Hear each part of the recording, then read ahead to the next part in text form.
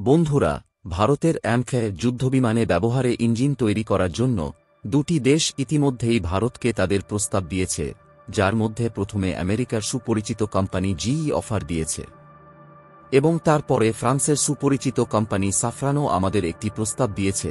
কিন্তু এখন বন্ধুরা, এই বিশেষ প্রতিযোগিতায় আরও একটি নতুন কোম্পানি প্রবেশ করেছে, কারণ এখন সুপরিচিত ইউকের কোম্পানি রোলস রয়েস ভারতের কাছে তাদের প্রস্তাব উপস্থাপন করেছে।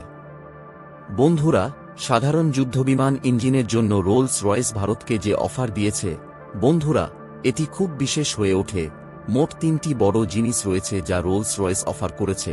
প্রথমত, অন্যান্য দেশের কোম্পানির মতো রোলস রয়েস বলেছে যে এই জেট ইঞ্জিনটি আমরা ভারতের সাথে সহযোগিতায় তৈরি করব, এর ডিজাইনিংও আমরা ভারতের সাথে সহযোগিতায় করব।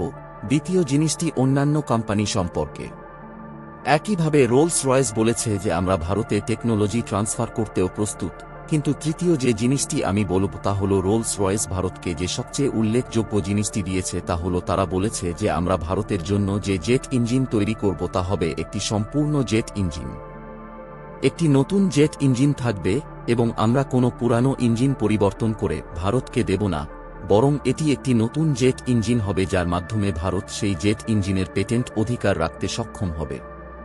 আমরা এখানে এই সম্পূর্ণ অফারটি নিয়ে আলোচনা করতে যাচ্ছি। বন্ধুরা, রোলস রয়েস ভারতকে যে অফার দিয়েছে তা আসলে কি? আমরা এটিকে মার্কিন যুক্তরাষ্ট্রের জি এবং তারপরে ফ্রান্সের সাফরান কোম্পানি দ্বারা প্রদত্ত অন্যান্য অফারগুলির সাথেও তুলনা করব এবং আমরা আলোচনা করব যে ভারতের এই অফারটি গ্রহণ করা উচিত কিনা। সরাসরি আসি বন্ধুরা, প্রথমেই আমরা যা দেখেছি তা হল, রোলস রয়েস এখানে প্রস্তাব করেছে যে আমরা ভারতের সাথে সহযোগিতায় একটি জেট ইঞ্জিন তৈরি এবং ডিজাইন করতে চাই, যার জন্য আমরা এখানে ভারতকে পেটেন্ট অধিকার দিতে চাই। এবং তারা স্পষ্টভাবে বলেছে যে আমরা আপনাকে যে প্রস্তাব দিচ্ছি তা হল সেই সাধারণ কর্মসূচির একটি প্রাথমিক ধারণা, যার অধীনে ভারত মূলত তার অ্যামকে পঞ্চম প্রজন্মের স্টিলথ ফাইটার জেট বিমান তৈরি করছে। তারা এমনকি স্পষ্টভাবে বলেছে যে আমরা এই আইপি অধিকারগুলি ডিআরডিওর বিশেষ পরীক্ষাগার জিটিআরইতে স্থানান্তর করতে যাচ্ছি, যার নাম গ্যাস টারবাইন গবেষণা প্রতিষ্ঠান, যার সদর দপ্তর বেঙ্গালুরুতে। আপনারা এখানে দেখুন যে রোলস রয়েস ভারতের জিটিআরইতে সম্পূর্ণ আইপি অধিকার ট্রান্সফার প্রতিশ্রুতি তুলে ধরেছে এবং তারপরে বন্ধুরা, তারা বিশেষভাবে বলেছে যে আমরা যে কোনো পুরানো ইঞ্জিন ভারতে ট্রান্সফার করব না, অর্থাৎ আমরা ভারতকে এটি রেট্রোফিটিং বা রিফিটিং করে দেব না, যেমনটি অন্যান্য দেশের কোম্পানিগুলো করে থাকে। তিনি বলেন যে আমরা ভারতের জন্য একেবারে নতুন একটি ইঞ্জিন তৈরি করব এবং আমরা নিশ্চিত করব যে আমরা এটি একটি পরিষ্কার পদ্ধতির মাধ্যমে তৈরি করব। এই নতুন ইঞ্জিনের আইপি অধিকার সম্পূর্ণরূপে ভারতকেই দিয়ে দেওয়া হবে। এখন প্রথমে এই অফারটি অন্য দুটি অফারের সাথে তুলনা করা যাক।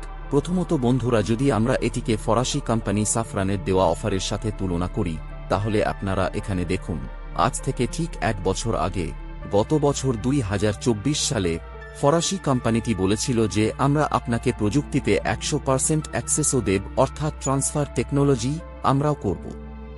তারা আরও বলেছিল যে তারা নতুন করে ডেভেলপমেন্ট করবে, তারা নতুন ডিজাইন করবে। কিন্তু বন্ধুরা, ট্রান্সফার টেকনোলজি এবং আইপি অধিকার ট্রান্সফারের মধ্যে পার্থক্য রয়েছে।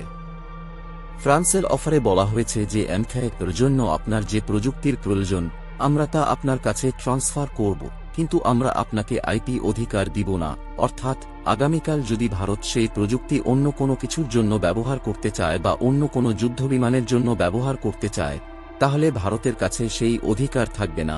অর্থাৎ সাফরানের অফারটির চেয়ে রোলস রয়েসের অফারটি অনেক গুণ ভালো।